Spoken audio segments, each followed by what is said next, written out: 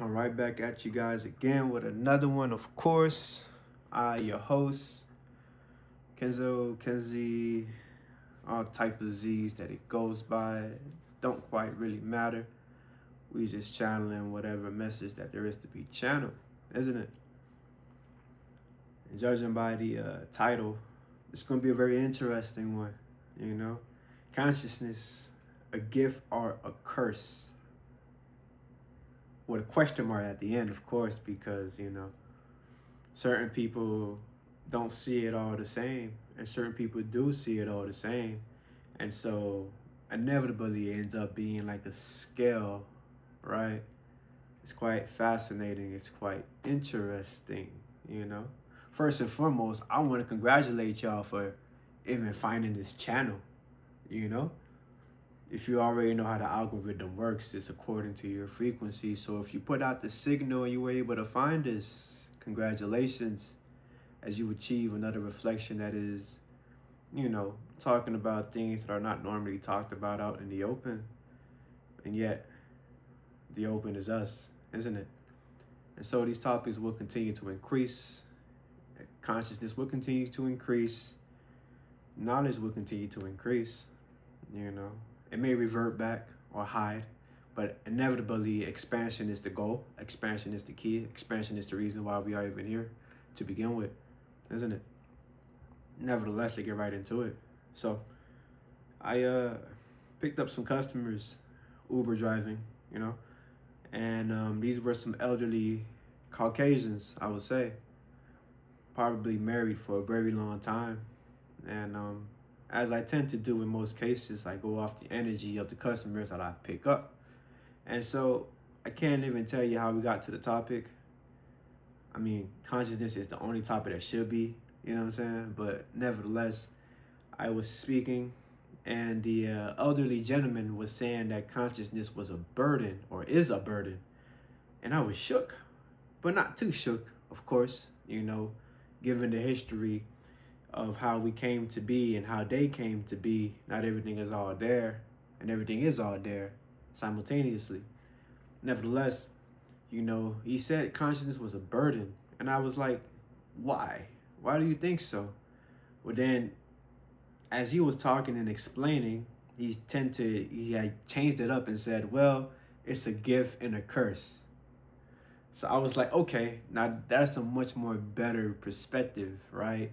Or AKA what other people would know it as, good versus evil, or the knowledge of good and evil, right? This is where the gift and the curse aspect of consciousness kind of intertwine within the holy scriptures that be around the world, your holy books, your Quran, your Bible, your Torah, and so on through various cultures. Ultimately, it is the knowledge of good and evil.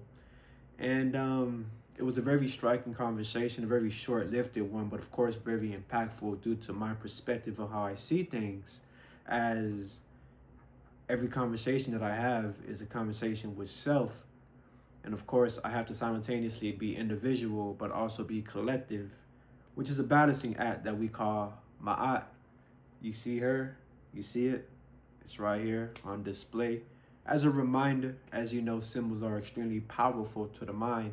Whether you recognize the symbol or not, it is one that consciousness really knows very well, because it is a symbol that has been ingrained in a particular civilization for a very long period of time. And its revival has been met due to Heru, very, very powerful being out of New York. Nevertheless, we started to talk about it. And of course, me being the optimist, enlightened being that I am, I lean towards the aspect of the gift portion of consciousness. How it is indeed a gift, one that came from a singularity, and that singularity decided to know itself. It decided to ask questions, and answers was given to it in a manner that it's its only way to be possible, which is to split yourself in infinite ways and different perspectives to understand it and observe, to be the subject and the object, which is a previous video of mine that I dismantled and discussed about But yeah, it's a beautiful journey, and of course, I can't just lean on the aspect of gift. I also have to highlight the curse aspect, of consciousness, how it tends to spiral, it generates, right? It expands, it grows, and then it succumbs to itself, it destroys, and yet it rebuilds itself and regenerates again. We call this the Ouroboros, or the snake eating itself essentially, right? It shed its skin to make way for a new, and yet the old is still can be seen and left behind. It's quite fascinating, If you really get a chance to sit there and think about it, it's quite fascinating. And of course, I had the opportunity to mention the seven principles of Hermes, or Thoth, many names that it is called, or he is called, or she is called. As you know, it is I and it is we. So, nevertheless, I'm going to go with Thoth, of course, from ancient Kemet. But these particular principles were very fascinating, and the one that I highlighted to them was that the very first one, that all is mind and mind is all. So, of course, consciousness is a dictation of the perspective or the beholder. So therefore, one man's trash is another man's treasure, as it tends to be, right? You may see that side of a person, meanwhile, another person within that same room that's observing the same subject or object can be seeing an entirely different perspective as well, isn't it? So therefore, it all lies on the beholder and the level of consciousness that they are at, or where they stand at, in order for them to say what they say about what they perceive. It is a very fascinating thing because, as you know, it's chaos. It's chaotic, but this chaos is very orderly, ordained, to the point that it is beyond the physical eyes that we can see. One would have to, meditate upon this. And by meditate, we'll have to leave all of our five senses and rely on the sense that is unconditioned, which we call intuition at the same time. It's very fascinating. And when you start to lean upon this intuition that is unconditioned, you tend to get a wider span of things, a greater span of things, a greater perspective, an elevated perspective, and you can see all sides of it as it manifests, It's fascinating. So, of course, for me, I'm going to say that it is both a gift and a curse, because Earth operates in a way that is wavy, you see? It's very neutral. Good is going to happen, bad is going to happen, opposed or, regardless of your perspective on how you perceive it and how you see it, as it is a sine wave. The earth, or better yet, the sun, it operates in the manner of a spiral. It spirals inwards and ultimately it spirals outwards. This is what gives way to our seasons. This is why it's not never winter all the time, nor is it always summer all the time. So it's essentially an inhale and exhale composition that is happening before our eyes, and then this is when we introduce different principles such as above and as below, because the human body is a microorganism to the macroorganism that we see outside of us. And when you are able to elevate in a particular way, you start to not see yourself separated from it, but indeed a part of it, and is it. Fascinating. There's many books about this. Many great beings before us have spoken about this, and there are great beings today that are alive right now that are speaking about this phenomenon. And it is indeed a phenomenon to which we have forgotten, due to the powers that be upon this world that tries to exclude you from what's inside, or distract you and keep you distracted from going inside and trying to discover self, which is knowledge of self, right? Because this is how we even got here to begin with. It was the idea and the need to know who I am, right? I am that I am. So therefore, how do I know that? I have to go into a journey of self-knowledge, Whether that be for me, whether that be another reflection outside of me, whether that be an object, whether that be an idea that has yet to manifest and collapse into the quantum realm that is the physical world that we are now, it is the all, right? Which is correlates back to the first principle of the all is mind and the mind is all. Fascinating, fascinating stuff. So of course I kind of elaborated, but presented it in a gist manner because this is a short-lived trip, and of course their minds were greatly impacted due to the perspective that I presented to these people, to these reflections that are and is me. Of course, I don't separate them, you know. Many labels for the mind to have a foundation upon to which we are talking about, but if I remove that foundation, can we still hang? And of course we can still hang because there was no foundations to begin with. It's quite an exercise if you have yet to exercise it. Hey, that boy speaking crazy facts, you know what I'm saying? But yeah, man, it's fascinating. It's fascinating. But nevertheless, it has to be presented as so because, again, it is all a part of knowledge of self. So therefore, we will indeed in the beginning, well, I can't even say in the beginning because in the beginning we all know and didn't know at the same time that, it's an illusion, it's an veil of separation, right? But of course, as we continue to expand and gain more knowledge, we start to realize Ubuntu, which the African ancestors of ours have created or cultivated so that we know who we are when we see each other outside of our nations. We know how to greet each other, right? Because again, it is a reflection to which I am greeting. It is a reflection to which I am speaking to, whether they know it or not, right? So therefore, I would treat you how I would want to be treated. It's a very popular saying. It's a very true saying. And it also has a hidden message within it should you read in between the lines, as they like to say. Just take your time and analyze these concepts and precepts to which we have hidden within the languages or the arts of the language that we choose to use to express ourselves.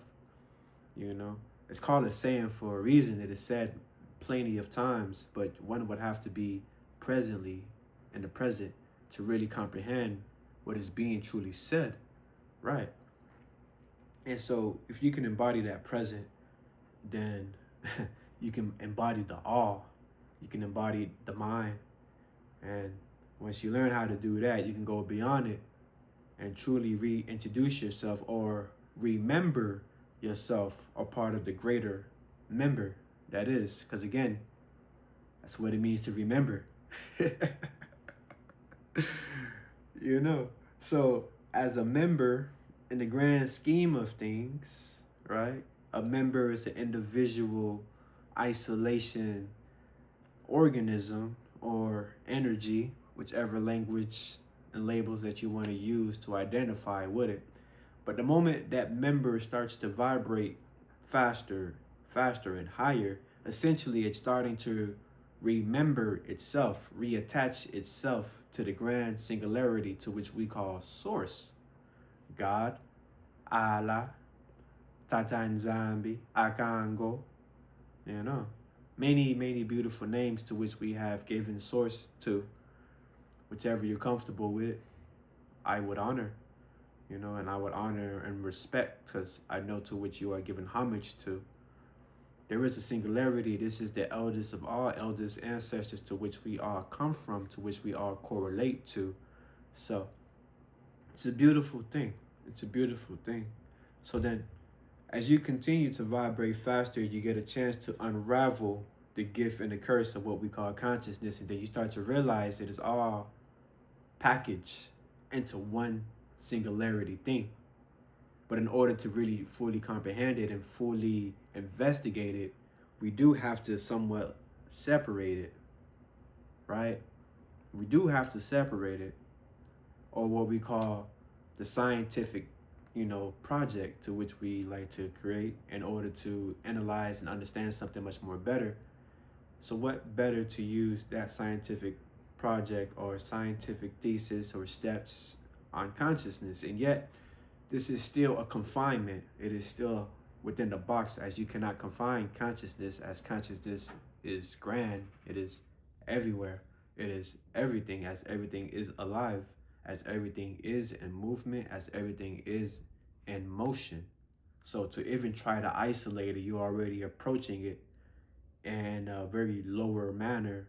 And yet there is still a ladder to be found. So you can find that ladder, grab it, and climb and rise above it, right? It's what it means, right? This is the whole goal of each individual energy that there is. We are to elevate beyond where we once started. And then when we reincarnate and collapse back into the world, we continue from where we left off. And yet we have to remember first, then become a member, and then remember again, as the cycle continues to keep going on and on and on, as it is a beautiful cycle. And we only call it a cycle in order for the psyche to comprehend what is being said. Nevertheless, I can still remove language and go into the telepathic realm and fully know everything that is being said, right? Or be as a child and just be. Because they have yet to know these concepts, as these concepts have a lot of labels and confinement. But without the concepts and confinement, they already know everything that is there to be known. So therefore, the master comes out and brings it out of them. And the student sits and listens and absorbs, you know. It's a beautiful thing. So the knowledge of good and evil, it's perspective, isn't it? We already been through here. So therefore, it is up to you to choose what it is, right? Of course, for me, myself, just for a lack of opinion, we would say that everything is neutral, as it always is and as it always will be. It is neutral. It is neutral. Whether it is bad or it's good is when I decide to give it that charge or that outlook with my energy, you know? Or if I'm not conscious enough, I'm just going to simply look to my side and agree upon what is being said. Or if I don't have a side to look at, I can observe the device that is called a television or a cell phone and look at the news that is being reported and automatically agree on what is being said without thoroughly investigating it due to lack of consciousness. Nevertheless, it is your choice to choose where you want to be, where you want to put yourself at in this interesting, beautiful game that we call life, right? Again, you choose to be here, you choose to collapse and come here. The whole point is to figure out why. I know that was cheesy, excuse me. I couldn't resist. It came from the Matrix. That shit's fire. That shit's fire, bro. That scene was fire. You know, Neo speaking to the Oracle, and the Oracle already knows everything that he's going to say and do. So therefore, he's like, why should I even try? And of course, she says and elaborated very perfectly well, to which we can adopt as well. You know, the whole point is to figure out why he made the choice to come here. And therefore, fully engulf into it. And while engulfing into it, your whole purpose is revealed, of course. And therefore, you essentially free yourself from the burden, which is, or was, never there to begin with. Gift or curse? I mean, hey, you gotta decide that. You know, I'm just here to speak upon his fascination because I found everything fascinating, as it is all indeed a phenomenon, and a very temporary one is that, as this vessel that we call a human body, which is a combination of spirit and matter, only has a limited time to be here. These cells can only do so much to withhold the genie that is inside the bottle. That's why there's only 3 wishes, isn't it? Ah, shit. We're going into something else. Yeah, yeah. But, shit. I think that's it. We'll leave you with that, you know? And you should be the one to make the final choice. And of course, I am there with you because I am you and you are me, and we are I and I are we, and so on and so on. However, you can comprehend it with your psyche and level of comprehension and consciousness, of course. So, it's a phenomenon. Enjoy it.